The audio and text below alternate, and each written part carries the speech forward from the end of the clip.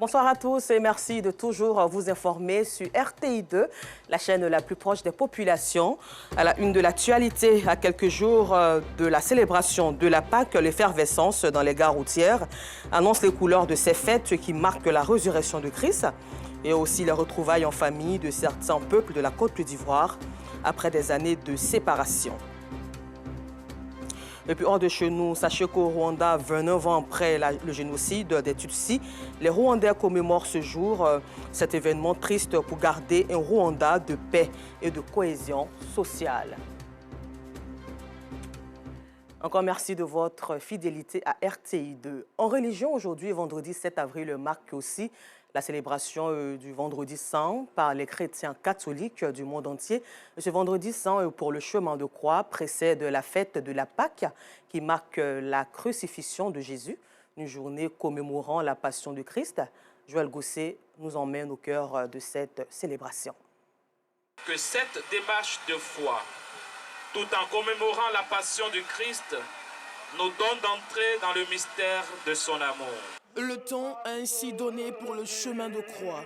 Ces fidèles catholiques entament ainsi un périple jusqu'à l'église Notre-Dame-la-Tendresse dans la commune de Cocody. Pour ces près de 500 fidèles, ce moment de spiritualité est d'une importance capitale. Vraiment, l'église en ce moment est en train de vivre un temps qui est vraiment très très fort. Vous voyez que nous sommes en train de vivre la passion du Christ, le chemin du Christ. Et c'est durant tout le long de cet amour que Jésus est mort sur la croix. En tant que chrétien, c'est le moment pour nous également de prier pour toute l'Église catholique, de prier également pour notre beau pays, la Côte d'Ivoire, afin que Christ, que lui seul, par amour, il accorde vraiment la paix avec sa résurrection. Ce chemin de croix se fait à l'occasion du Vendredi Saint. Ce jour, Jésus-Christ a été crucifié après une persécution sans précédent. Un honneur pour les fidèles chrétiens catholiques de marcher dans les pas de leur Seigneur et Sauveur. Mais Vendredi Saint, c'est hyper important parce que c'est ce jour-là que le Christ a rendu l'âme. Alors il est notre devoir de venir commémorer cet acte-là parce qu'il est mort sur la croix pour tous nos péchés. Ce moment, c'est le sommet de notre foi, de la foi des chrétiens.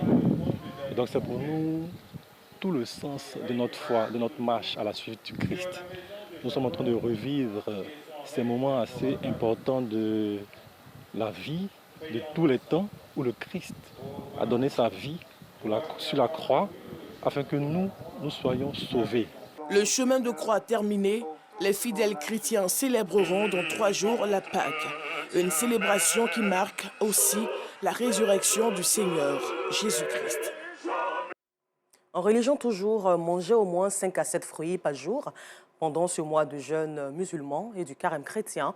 Les fruits sont les aliments les plus prisés par les fidèles. Dans les rues, les vendeuses ambulantes de fruits accostent les automobilistes pour écouler leur stock chaque soir. Dans les lieux de vente habituels, les fruits s'arrachent comme de petits pains. Nombreux ont développé donc les habitudes de consommer les fruits chaque soir, malgré l'augmentation des prix de ces fruits sur le marché pour leur santé. Elles sont une dizaine de vendeuses de fruits installées aux abords de cette rue du Vallon, aux 2 plateaux dans la commune de Cocody. La coïncidence entre le jeûne musulman et le carême chrétien est un moment propice pour elles. Adja, vendeuse de fruits, vend 2 fois plus qu'avant cette période de pénitence. On est dans un tas de carême, ça sort beaucoup. Chrétiens comme musulmans, tout le monde vient acheter pour faire les emballages de fruits, de cadeaux à les parents, les grands-parents, les connaissances. Les fruits, c'est bon aussi pour la santé, ça donne la force. Ça sort, surtout les clients qui font les paniers de fruits pour aller donner à les voisins, les parents pour couper carême. C'est mieux que préparer. La personne a préparé, toi tu as préparé encore pour envoyer. Ça ferait trop de nourriture, ça gâte. Donc les paniers de fruits, c'est mieux. Cette année, le mois du jeûne coïncide avec la saison de plusieurs fruits. C'est l'occasion donc pour de nombreux jeûneurs de s'en procurer chaque soir. Quand tu coupes carême, il faut manger les fruits comme ça. Voilà, là, ça donne encore plus la force. Voilà, si tu manges les trucs loulous, c'est fatigant, c'est pas... Ça peut agir sur toi. Si le mois finit, c'est pas chaque jour, je veux prendre ça. J'aime beaucoup les fruits, j'en consomme beaucoup. Parce que je sais que consommer beaucoup de fruits, c'est bon pour la santé. C'est bon pour la digestion et ça contient beaucoup de vitamines. Ça a de bonnes vertus. La commercialisation de fruits est devenue un business juteux depuis le début du jeûne musulman. Dans les rues, les vendeuses ambulantes se sont multipliées. Elles sillonnent diverses communes pour répondre à la forte demande des jeûneurs. Par rapport à la journée, le soir, ça marche. Quand ça a jamais, les marchandises sont chères. Quand on vient aussi, là, quand on dit le prix, là, ça ne les arrange pas. Nous aussi, on est obligé de prendre. Les fruits sont des aliments incontournables pendant la période du jeûne. Bien sélectionnés et consommés au bon moment, ils contribuent au maintien de la santé. Moment de partage et de convivialité, le stade de la haute fréquence de la radio-télévision ivoirienne RTI a accueilli le vendredi 31 mars la traditionnelle rupture collective de la Commuarti, communauté musulmane des agents de la RTI. Au programme de cette 4e édition, une conférence sur la solidarité à l'intention des participants. Alassane Boparguin y a participé pour RTI 2. La sincérité spirituelle, c'est la foi qui peut produire des actions. C'est par cette conférence de l'oustaz Koné Abou de Dabou que débute la rupture collective du jeûne de la communauté musulmane des agents de la RTI, Commuarti. L'importance de la solidarité en islam au cœur de cette 4e édition de l'iftar collectif organisée par le bureau exécutif de cette communauté. Occasion mise à profit par le président de la Commuarti, Pargassoro Koné Demadongui, pour saluer le sens très élevé de la solidarité du directeur général de la Maison Bleue, Fosseni Dambélé. Voici un directeur général, un patron, un manager, que dis-je, un bon manager et un vrai manager d'une entreprise comme la RTI qui a compris la valeur et le sens même de se mettre au service de ses collaborateurs. L'harmonie dans notre pays se traduit dans notre entreprise, la RTI, où vivent en bonne intelligence l'ensemble des communautés de croyants avec ceux qui sont aussi des non-croyants.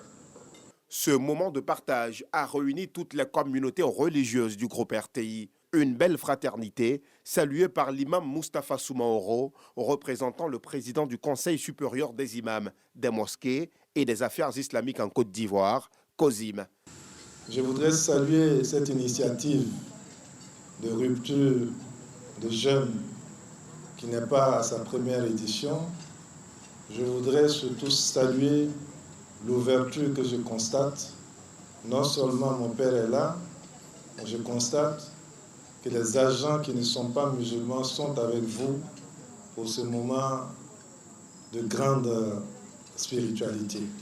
Des présents dont le Saint-Coran ont été remis par les responsables de la Commuarti au guide suprême de la communauté musulmane, ainsi qu'à l'ensemble des invités présents à cette rupture collective. Rupture du jeûne qui a bénéficié du soutien de la communauté chrétienne de la RTI. À sa tête, le directeur national de la communication des chrétiens catholiques, Père Hervé Djezou. La communauté catholique a bien voulu se joindre à la communauté musulmane pour célébrer cette rupture collective du jeûne. Un signe de symbiose, un signe de communion, un signe d'entente. Le bureau exécutif de la Commuarti et l'ensemble des invités, tous, ont prié énormément pour le succès de la RTI dans sa mission de service public, mais aussi pour la paix et la stabilité en Côte d'Ivoire. Nous vous l'annoncions en titre, nous sommes à 2 jours de la Pâque. Comme de coutume, les gares routières sont remplies de voyageurs. Ce sont de longues files d'attente. Certains en famille, d'autres entre amis, attendent pendant de longues heures dans ces gares routières, espérant retrouver les siens. Un moment propice pour les compagnies de transport qui se frottent les mains en cette célébration pascale. Notre équipe de reportage a sillonné quelques gares dans la commune d'Adjamé. Avec Joël Gousset, nous vivons ensemble l'ambiance dans ces gares routières. Disputes, bousculades, empressement, indiscipline. Voici l'ambiance qui règne à la gare de l'UTB dans la commune d'Adjamé à 2 jours de la Pâque. À 4 heures, quand ça allait là, on n'a pas encore eu cas. Le 4 là, c'est parce que, en tout cas, il y a pas place. C'est pas sûr. En tout cas, elle luttait même. Depuis 7 on était là. On est parti pour un ticket, on dit 4e départ à 10h. 10h dépassé, il est 11h maintenant. Quand elle est venue, on dit 3e départ qui monte. Nous aussi, on est chaud pour le parc. Nous tous, on est partis. et puis on dit ne qu'à rester. Ça ne m'arrange pas du tout. Des voyageurs patientent dans de longues files d'attente. Certains voyageurs épuisés et découragés préfèrent s'asseoir sur leurs bagages en attendant leur tour. C'est pas facile. Hein? Depuis on est venu s'asseoir là. Depuis à 5 heures on est venu s'asseoir là. Et à 6e départ on est encore assise là. On n'a même pas encore bougé même. Même pour avoir ticket même c'est problème. C'est pas facile. Hein? Dans cette gare, ce sont sacs de voyage, matelas, pâtes alimentaires emballés dans des cartons qui attendent d'être embarqués pour Boaké. Une ville du centre du pays où vit une forte communauté baoulée. Ces voyageurs, pour la plupart baoulés, vont dans leur village célébrer la Pâque. J'ai acheté riz, j'ai acheté huile, puis magie, oignons, pour la nourriture en tout cas. Pendant la fête, on doit préparer, faire l'ambiance. Donc, avec un peu de sucrerie, on quitte un peu partout pour venir. Il faut qu'il y ait la nourriture. Et puis, chacun de nous envoie ce qu'il peut envoyer en tout cas. La Pâque est un moment de réjouissance, de retrouvailles et de partage pour ces voyageurs qui ne veulent passer ce 8 avril loin de leur famille. Je suis avec mes petits frères, parce que mes petits frères sont là, je suis avec eux. Donc depuis 5 heures, on est là. Un moment de grosse pression et de stress pour ces voyageurs, mais très propice pour les responsables de la gare. Hier, on était à plus de 250 et quelques sur Abidjan et sur le Grand Baoulé, le Grand V Baoulé. Dembokro, Toumoudi, Yamsokro, Tiebissou, Boaké, Béomi. Départ, s'il vous plaît, plus de. Voilà. À la gare de Esbeta, toujours dans la commune d'Adjamé, les tickets sont réservés la veille pour espérer avoir une place. La salle d'attente bondée, certains candidats au voyage sont obligés d'attendre dehors. Depuis 5 h du matin, tous les guichets sont ouverts, il y a de l'affluence. Au fur et à mesure, on essaie d'évacuer comme on peut.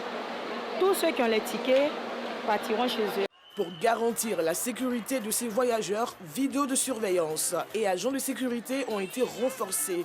La Pâque, une célébration chrétienne qui marque la résurrection de Jésus-Christ, est devenue une fête de retrouvailles pour plusieurs en Côte d'Ivoire, notamment les Baoulés, d'où l'appellation Pakini.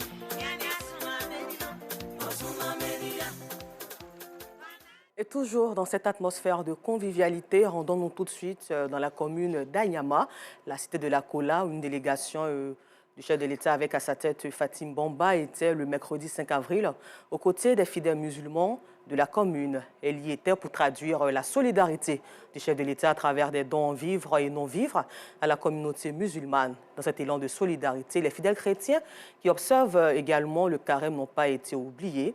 Des actions sociales pour leur permettre de finir en beauté ces temps de jeûne et de carême. Nosangare et Pagasoro, Kone de Madongi, étaient les témoins. Mois de partage. Le mois de Ramadan est une période où les fidèles musulmans doivent multiplier les actions de bienfaisance. Des actions auxquelles Fatim Bamba, cadre de la commune d'Anyama, attache du prix. 25 tonnes de riz, 25 tonnes de sucre, des cartons de lait et de pâtes alimentaires. C'est le don offert à la communauté musulmane en ce mois de jeûne. Un don pour traduire la solidarité du chef de l'État, Alassane Ouattara. C'est une dizaine d'années qu'elle fait ces dons-là. On remercie beaucoup. On ne peut pas remercier assez. Dans cet élan de solidarité, les fidèles chrétiens qui observent le carême n'ont pas été oubliés. Ils ont également reçu des dons en vivres et non-vivres. Heureux, Père Ambroise Zongo, curé de la paroisse Notre-Dame d'Anyama, a, au nom de la communauté chrétienne, exprimé sa reconnaissance à la donatrice. C'est un geste qui nous réunit, c'est un geste de partage, de solidarité, comme pour nous dire que la cohésion sociale, comme la cohésion religieuse, se nourrit d'actions concrètes. Et donc nous disons merci. Fatim Bamba a, au nom du président de la République, Alassane Ouattara, invité les guides, mais aussi les fidèles des différentes confessions religieuses à prier pour la paix et la cohésion sociale. Je souhaitais venir voir les guides, leur demander de faire beaucoup de prières pour le président de la République, beaucoup de prières pour la commune d'Anyama. Nous sommes en période électorale qui est une élection très apaisée. La donatrice n'est pas à sa première action du genre. Depuis plusieurs semaines, elle sillonne quartier et sous-quartier d'Anyama pour apporter aide et assistance aux couches défavorisées de la commune. Hors de chez nous, sachez que des hommes armés non identifiés ont attaqué des villages dans le centre-nord du Rwanda, tuant des dizaines de personnes.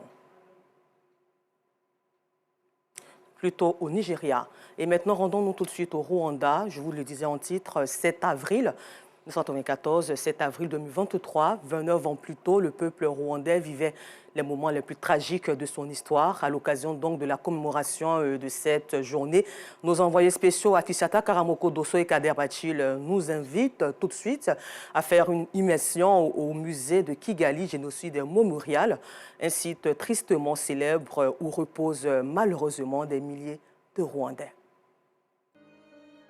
Kigali, capitale du Rwanda. Nous sommes ici à Gizozi, l'un des quartiers résidentiels de la capitale. Cette cité historique est célèbre et doit sa notoriété au Kigali Génocide Mémorial. Derrière ces bâtisses et cette verdure se cache un pan de l'histoire du Rwanda, la tragédie perpétrée contre le peuple Tutsi en 1994.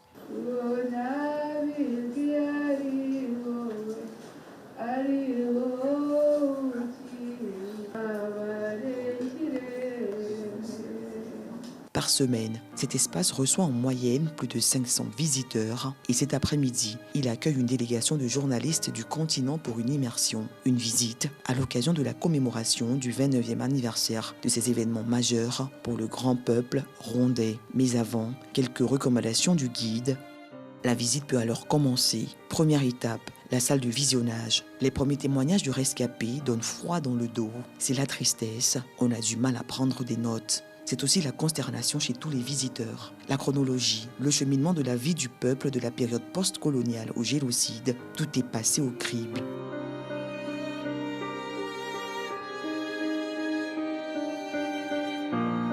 Des moments d'une extrême cruauté qui a déchiré le peuple rwandais.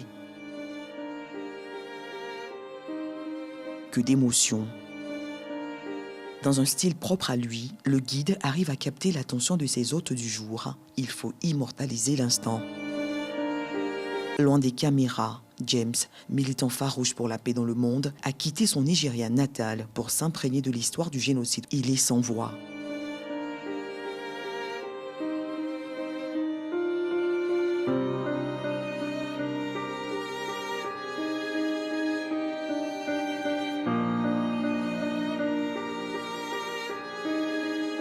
Remis de ses émotions, son engagement et sa motivation pour la paix se décuplent. Je suis un Africain et j'aime mon continent par-dessus tout.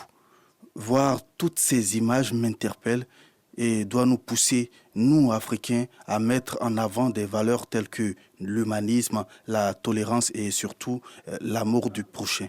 Cela s'impose à nous. Amertume, indignation et interrogation face à ces tableaux, James n'est pas le seul à être habité par ce ressentiment. Une seule question leur vient au bout des lèvres. Pourquoi ?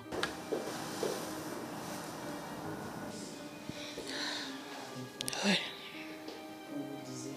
C'est insoutenable. Parce que quand on se met à la place de ces mères, on ne peut même pas. C'est trop dur. Children, innocent children. Des enfants, des innocents, l'espoir de demain. Qu'ont-ils fait pour mériter tout cela? C'est difficile. Rien ne peut expliquer ce mal à ces bébés. Rien. Je suis profondément attristée. Vraiment attristée. Au terme de la visite, journalistes et guides font mine grise. Pendant cette visite, on a entendu le témoignage du guide qui a parlé à un moment du rôle que les médias ont joué pendant ce génocide. Et je me sens responsable de l'outil de l'information et de la communication qui est entre mes mains, me disant que ça peut agir pour le bien et agir pour le mal. Oui, c'est notre histoire comme un pays, c'est notre vie aussi comme survivants du génocide. On a accepté ça, mais on ne peut pas oublier l'histoire. Mais on est ici comme témoin clair pour témoigner de ce qui s'est passé, pour faciliter aussi autres communautés à ne pas tomber dans les mêmes élèves. Le Kigali Génocide Mémorial a été créé en 2004. Il est le premier et plus grand complexe mémorial au pays des 1000 collines, avec les restes de plus de 250 000 personnes inhumées. Inauguré lors de la commémoration du 10e anniversaire du génocide perpétré contre les Tutsis en 1994, ce site marque la volonté du Rwanda d'éduquer non seulement les populations sur les méfaits de la guerre, mais surtout d'ouvrir une nouvelle page de son histoire avec l'espérance d'une vie où le sourire devient le maître mot. Cultivons la paix et le vivre ensemble en Côte d'Ivoire. Merci et bonne suite de programme sur RTI2.